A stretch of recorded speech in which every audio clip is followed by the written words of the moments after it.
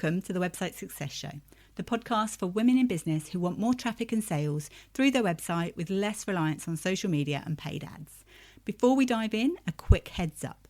I'm running a flash sale this week to celebrate 1 year since launching my podcast. It's been downloaded over 6,500 times, all without promoting it on social media or ads. So if you've got a podcast and you want to grow your audience through search, my short course, Grow Your Show in Search, SEO for Podcasts, is 50% off until Friday at 8 p.m. UK time. Head to thewebsitesuccesshub.com/sale to grab it now. Now on to today's episode. Hello, happy Friday. Morning. Is your website secretly telling Google to ignore you?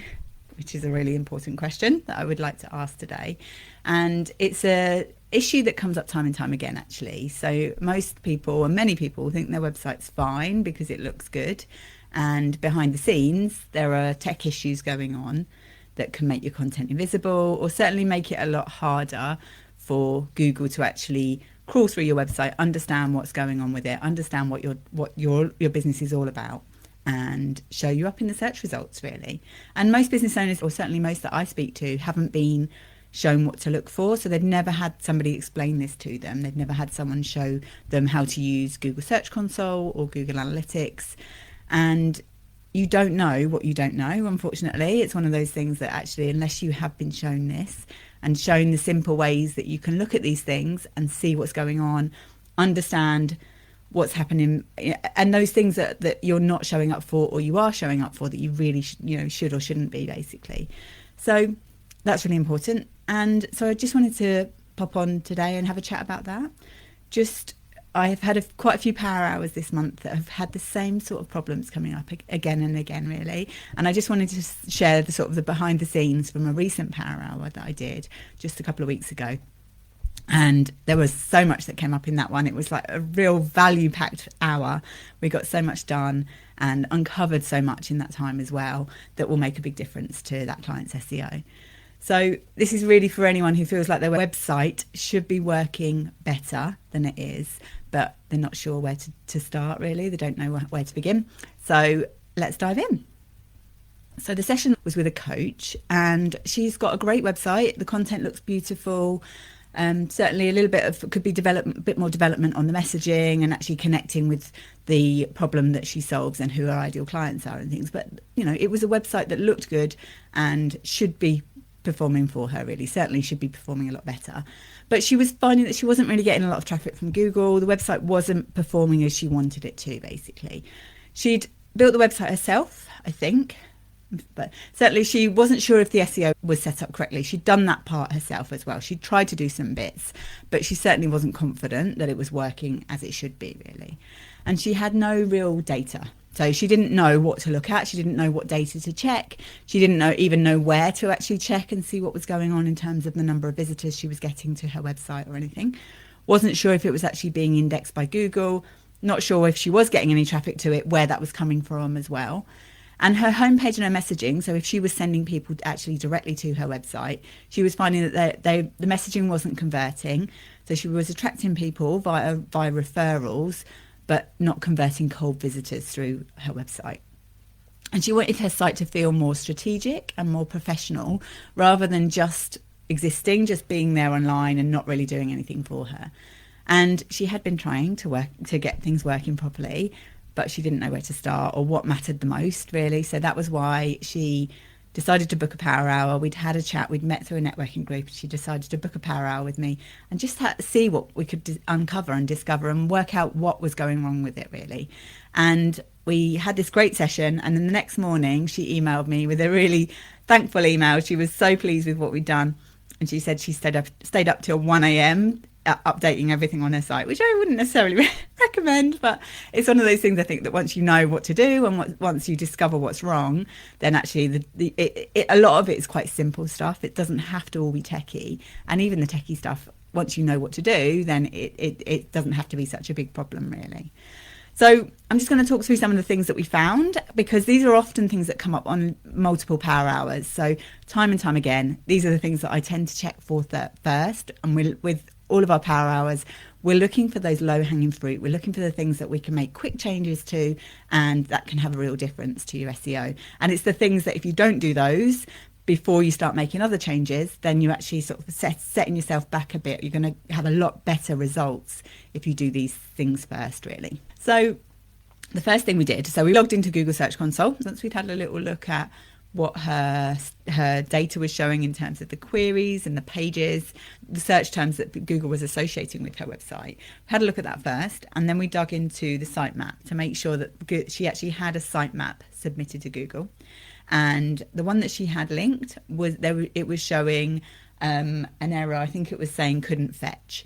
So basically, there's a place in Google Search Console where you can go in and you could submit your sitemap, and every website should have a sitemap. And essentially all that is like a text file that tells search engines all of the pages in your website that should be added to the index. So it makes it easier for the bots to go through and crawl through your website, makes it easier for it to understand the structure of your website and what pages are important and which ones should be added to the index.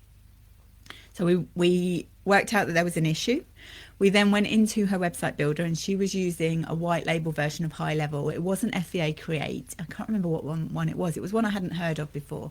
But there's so many white labels versions out there. So if you're using FG Funnels, FEA Create, Easy Peasy Funnels, there's all sorts of ones out there that you can use. And any of those, it's kind of the same back end ultimately. What's different is the support you get and the other things that are included. So with FEA Create, you get access to the members club as well. So the Female Entrepreneur Association. That's why I recommend it. I love FEA Create, and that's what I use for all my stuff as well. So she was using this, so we could go in, and I knew there's some places within HighLevel, so FEA Create, within the back end that are often where people get tripped up. So for the sitemap, it doesn't handle it that well, I have to say. So when you add new pages into your website, you have to go in and tell it to actually add that new page to the sitemap and then recreate the sitemap. And it sounds like a faff. It's really not. So if you have a procedure that you go through when you add a new website page, which ideally you should, to just take that mental load away of having to remember to do all of these things. So then you go in and you just go to the sitemap part and make sure you've added that new page and you've got this new sitemap. And there was an issue with the sitemap that it was generating. I can't remember now exactly what the issue was, but what we basically did is we just went in, we fixed the issue, we ticked the boxes for the pages that she wanted to actually be in the sitemap, and we grabbed that URL from the sitemap. We regenerated a new one. I think actually, no, that was what the problem was. It was a wrong sitemap, so it was the wrong address. So if you want to find the sitemap for your own website, a good way to do it is go to your website and just go to the homepage and then type in /sitemap.xml, and quite often that will be the address of your sitemap. But this one had added a -1 to it, and that wasn't the actual address of the sitemap. So we fixed that. We then submitted the sitemap into Google Search Console. We had a couple of times where it was showing an error again. So we went off, we did something else, just allowed sort of the tech in the back end to catch up, which sometimes that can be a case of doing that. Just if Google Search Console is still coming up with errors, just try doing it again. And I would recommend probably waiting 24 hours and then trying again if it's still not having issues. I've certainly had this in the past where I've had those kind of couldn't fetch errors coming up where Google is basically telling us, I can't find the sitemap, or I can't get hold of it, can't read it. And if we wait, then sometimes the tech catches up. But this one, we needed to fix the issue first, really. So we did that. And then eventually we managed to get it where it showed that it had read the sitemap properly. It was showing today's date. It was green. So if there's an error, it would be red, and it had gone to green. So that was good. And what that ultimately means is now that Google can properly crawl through her site and put it in its index properly, and that significantly improves your SEO and certainly improves your chances of showing up in Google. And I'm talking about Google, but this also applies for any other search engines as well, and particularly AI search as well. If that information is more readable, having these things like your sitemap set up properly, then that helps with that as well. So making sure with whatever website builder you're using, making sure that it does add the pages you want to the sitemap. Make sure that pages aren't added into the sitemap that you would prefer not to be there as well. So things like checkout pages and thank you pages, stuff like that you wouldn't necessarily, or you wouldn't want to really appear in a Google search results. You wouldn't want that page to be the first page that somebody sees when they go from a search page to your website. Make sure that those are actually excluded from the sitemap. And doing that, really simple fix, it massively helps everything in that back end. And one of my Website Growth Club members this week, we also discovered that she had some issues with her pages and her indexing. We were on our monthly Q&A call, and I was talking through some Google Search Console issues. And she immediately went into her Google Search Console, had a little look at what was going on, and realised that Google hadn't indexed a lot of her pages. And so she immediately went in and then submitted those request them to be indexed, which you can do in Google Search Console. There's a little search bar at the top, and you can submit any URL. So you just go in and paste a URL from any new content on your website or existing content, and that will tell you whether that page is indexed in Google or not. So I do this if I create a new blog post, because I don't use the built-in blog builder in FEA Create yet, just because of there's some ways that it performs that I'm not that keen on. So I just build website pages for my blogs. So every time I do that, when I create a new blog, I'll grab that URL, paste that into there, and then ask Google to index that page. And eventually Google would go through and index those pages, ideally. But if you actually submit it in, it means that then it happens more quickly. And I think this is really important to do as well, because what I realised recently, and I'm sure I've mentioned this anyway in previous podcast episodes, that I went into my Google Search Console recently, realised a load of my blog posts that I'd been creating over the last few months hadn't been indexed in Google. So I'd been in when I'd created the blogs and I'd requested indexing, and I'd never gone back in and checked that had actually been done, because before that, when I was checking, they were all being indexed within 24 hours. I could see that they'd been indexed by Google. So I kind of stopped checking. Well, not kind of, I did. I just stopped having that as part of my procedures that I do. So I've added that back in now. And now in my keyword map and planner that I use to keep track of all of my web pages, what I'm trying to rank those pages for, what the meta titles and descriptions and things like that are in those pages, what content they link to and how they link together. I have now got an extra box in there, because I have a box for requested indexing, and now I've got a box for is actually indexed. So I know whether Google has actually indexed those important pages that I want to show up in search, which is really annoying, because I'd created some blog posts around AI, SEO and things that I wanted those blog posts to be showing up to help to increase my authority. But hey ho, you live and learn.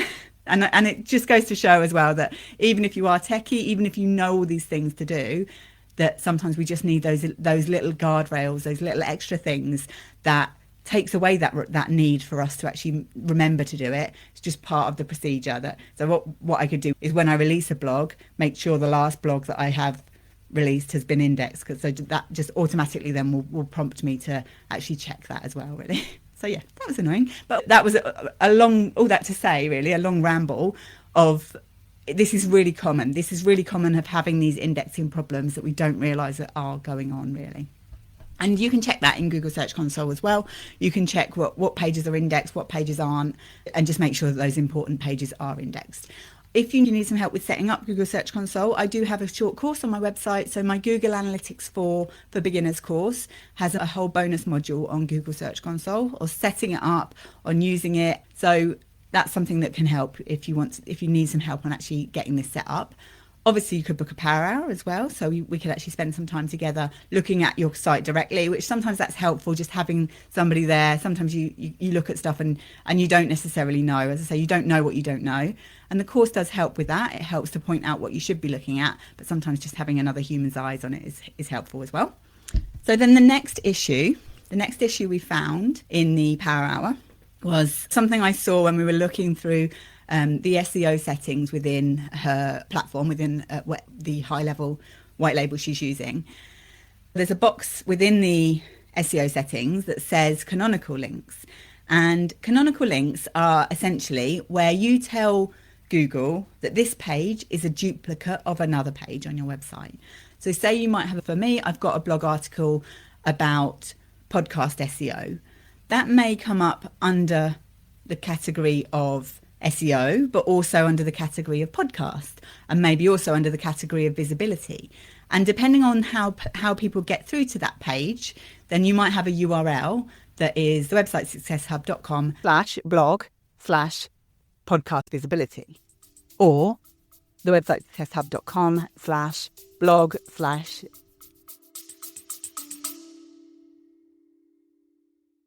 Just popping in for a quick break. If you've got a podcast, but it's not growing the way you'd hoped, it might not be your content. It could be your SEO. This week, I'm offering 50% off my short course, SEO for Podcasts, Grow Your Show with Search, until Friday, the 20th of June at 8 p.m. UK time. You'll learn the exact steps I took to help people find my episodes through search without guesswork or burnout. Head to the website successhub.com/sale to grab it before it ends.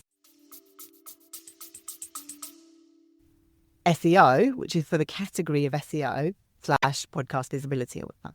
So if that makes sense. So depending on how your categories are set up within your website, you can end up with these like sub pages. But ultimately, what we want to tell Google is that this main article, all of these other URLs, which look the same, but in Google's eyes, they're a completely separate page on the internet. Or on your website rather. So what we need to then do is let Google know that actually the main version of this, the one that I want you to put in the index, is the website successhub.com/podcast visibility. And that's the primary version of this blog.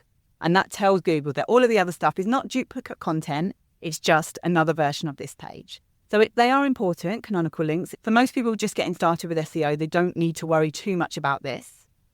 What had happened here is I think probably they had heard about links, or they saw this box saying links, and they were thinking of backlinks. And quite often people do get confused about backlinks. You hear these things and you hear, oh, I should be doing this. I should be building backlinks. You see a box like that and you think, oh, okay, that's what I need to do. But unfortunately, what she had done is she had linked to other websites in there. So she was thinking backlinks of websites that she knew was linking to that page. So she'd actually put that in the canonical box, linking to that page. Unfortunately, what that was actually telling Google was that that page was the real version of this of her page on her website, and that they should ignore that one. So basically telling Google this is a duplicate content of this other website. So obviously that's a massive signal to Google that this site isn't the one that they should be putting in the index. So we got rid of those straight away. And then once you understand it, once you know what to do with these things, and basically what she needed to do was nothing. She didn't really have a lot of duplicate content or anything to worry about right now. So yeah, we took those out, which that massively helps, because it's going to make sure that Google treats her site as original content, and that's going to improve her ranking potential and just help for Google to know that this is a site that they should be putting in the index, really. So then, which this is another one that always comes up, issues with the page hierarchy. I've talked about on multiple episodes about page hierarchy. So if we think of our website like an English essay, we want to have one heading at the top, which would be our H1 heading, and you would set that within your website builder. They're set up in a way that kind of makes us fail because it's set up for visuals. So people will often use those heading tags to make it look different, and quite often then that messes up the back end. And so if people are using screen readers or accessibility tools, and also for the bots that are crawling through our website, it helps them to understand the website better. So if you think about your English essay, you'd have one H1 heading, and then within that you'd have some subheadings. They would be your H2s, and then you may have some subtopics within those, and they would be H3 headings. And for most websites, you don't really need to go much lower than H3s. But you should never have a website that's got multiple H1s. With any web page, you should have one H1 heading, which is telling Google that this is what this page is about. This is the main topic of that page. Ideally, it should contain your target keyword. So whatever you're trying to get that page to show up for on Google, it should contain that. Naturally, if you can, it's not always possible to do that. But yeah, we need to make sure that that hierarchy is set up in the correct way. And it's really simple to do this. I use a tool called AIO SEO, which is a Google Chrome plugin that you can use, and you can just go to your website, you can just fire up the plugin. So just literally click on the box and it will show you what headings you've got set on your page. And often it is easier to do that than trying to work it out in the back end of your website builder. But she actually had got 28 H1 headings, which probably the way that happened is she created a box and then she duplicated it, and that was already set at the H1 heading level. So she was just basically duplicating that throughout the page. But it is a big problem. Even having 28 H2 headings on a page could potentially be a lot, because we're wanting to tell Google how it can pick out the main points of this web page and what the content is about ultimately. So better page in organization, better page hierarchy is something that is key. It's going to be key for moving forward with AI SEO as well. Really important that structure of our pages are readable by the bots. So it also helps with user experience as well. It helps to improve that. And it helps us to then think about our pages in a more logical way. It helps us to think about the hierarchy of the pages and what we're trying to get across. What are the important points and how can we break our content up as well? And that's one of the things with AI SEO is making sure that our content is broken up into chunks of readable text, very easily digestible text really. And it gives really strong SEO signals as well. So you can even within those H2 headings, try and get your keywords in there as well, naturally, maybe variations of them, maybe related topics as well, so that you show that you know what you're doing basically.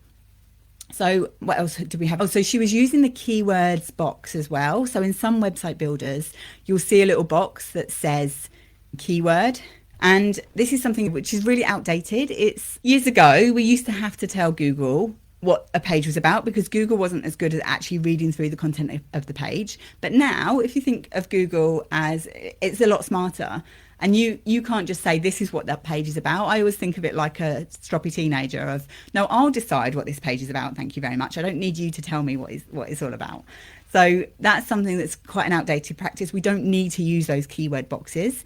And certainly if you are planning to use them, then I would say don't. But just stuffing a load of keywords in there is quite often what I'll see people do. They think, what do I want my website to show up for? So they'll put every keyword they want their website to show up for in that keyword box, despite the fact that they haven't mentioned those keywords anywhere else on that page. So Google then treats it as like a spammy sort of practice, or certainly something that it doesn't pay attention to it. So best case scenario, Google ignores it. Worst case scenario, Google actually treats that as something that's spammy, and then it has a negative effect on your SEO rankings as well. So really important to think about that. And just if you see that keyword box, just don't bother using it really. There were a few other issues as well that did come to light. I'm not going to go into all of them here, but there are often these common problems that come up. If you don't know what you don't know, then how can you fix them? And these are things I think certainly for this client, I don't know that she would ever have realised these things that are going on, and it certainly would have taken her a lot of time and effort to try and figure these things out. Most people aren't shown this stuff by their developers or their SEO people, and that's something that comes up time and time again in conversations, especially recently, where people have been working with SEO companies and they've got no idea about their analytics. So maybe they get sent a confusing report once a month, maybe not. Maybe they don't get anything. Maybe they've never been shown. They've never been talked through the strategy. Okay, this is where you are right now. This is what's happening. You can look at this data yourself. And if you've got any ideas, if you know what things you want to be showing up for and you're not, because it's your business ultimately. At the end of the day, working with professionals can be helpful because they might help you to understand how to actually achieve what you want to achieve with your rankings. And whether it's even possible. I think that's sometimes the thing as well, is actually just taking that step back and letting people know, okay, I want to show up for SEO, but that's way too competitive. There's no way I'm going to be showing up just for the terms SEO. So we need to look at other ways that I can do that really. And it's the same with any business. But until you know these things, until you're able to actually look at the data and know that Google is ranking my website for this particular search term and that averagely I'm showing in position 11 for that, okay, what can we do to try and improve that so I can hop over onto page 1 and then get a lot more traffic coming through to my website from that? That's something that often people aren't having those conversations with their developers or with their SEO people. Right now as well, I'll have conversations with people about thinking about what they need to do moving forward as well. So the work you're doing right now is helping you to set up to show up in AI searches as well, because it is coming. Things are changed. Things have already changed, and the businesses that embrace that and the businesses that try and move forward are the ones who can profit from this. Things are going to change very quickly, and a lot of businesses, this isn't even on their radar. And I've had a few conversations recently where their SEO person hasn't even mentioned it to them, and it's something that we need to be thinking about it. We certainly need to be thinking about what we can do to sort of future-proof our website.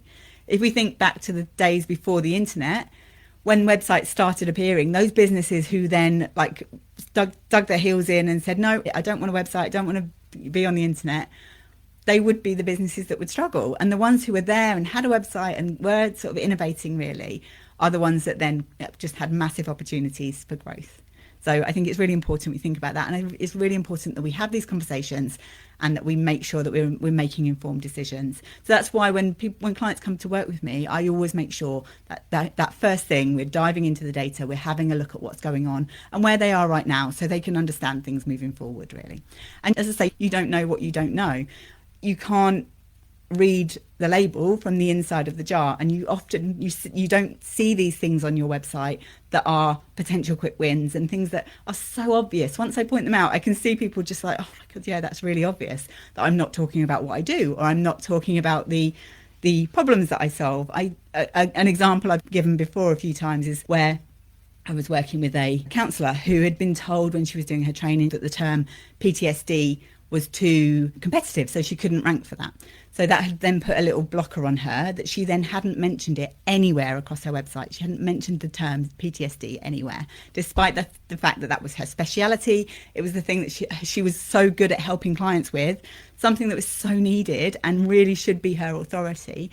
And yes, she's not going to be showing up for just PTSD, but she would be showing up for helping people in her area and helping her clients with that speciality, really. And once I pointed out that to her, then obviously it's like, yeah, I should probably be mentioning that, shouldn't I, if that's something I specialise in, really. And these aren't rare issues. This is things that come up all the time. So multiple power hours often is the same issues that come up. And I love it because I really feel like people just get those light bulb moments, and I really enjoy doing them, really. Some quick checks that you can try for this week. Shouldn't take you too long to do. Just log into your Google Search Console. Make sure your pages are being indexed. If you're not sure how to do that, I've got episode 31 is how to use Google Search Console to improve your SEO for more website traffic. And also I've got my Google Analytics course as well. I'll link to that in the show notes. So that has got a bonus module that's all about Google Search Console. So even if you don't do the Google Analytics part, I would definitely suggest setting that up as well. But you can just go in and set up that Google Search Console, make sure that's all there. And that can just be gathering data in the background. Even if you're not thinking about doing anything with your SEO right now, then it's great to have that gathering data in the background. Check how many H1s you have, even just on your homepage or one page of your website, a sales page or something. Check how many H1 headings you have. You can use that Google Chrome browser plugin, which is AIO SEO. Use that, and that will easily tell you what's going on. You might have some light bulb moments there as well. And then make sure that you change them. Make sure you've only got one set. And then check you're not using those old SEO tactics like adding keywords to a box that says keywords in your website builder as well. And one of the most popular episodes, in fact, actually the most popular episode of the podcast so far, has been episode 39, which is the biggest website and SEO mistakes I see and how to avoid them. So I would definitely recommend going and having a listen to that as well. You don't necessarily need to have a full SEO strategy and a full website strategy to get some quick wins and to make some progress and to feel like you have some more clarity. So sometimes all you need is just a power hour, which is really focused on what can I do right now and what should I focus on first. So sometimes that's all you need. So definitely I would not think that you've got to dive into everything all at once. I love helping people with this. So feel free to book a power hour with me if you want some clarity, if you want some help. You can always send me a message if you're not sure if you need one, if you're not sure it's right for you, and I'll pop the link in the show notes if you'd like to book one. So I hope you have a lovely weekend. I will definitely be swimming tomorrow. We're celebrating this weekend because my dad has come out of hospital after 4 months. So that's really great. And we'll just be trying to keep the dog cool as well because it's so warm here. So I hope you have a lovely weekend and I'll see you soon. Bye.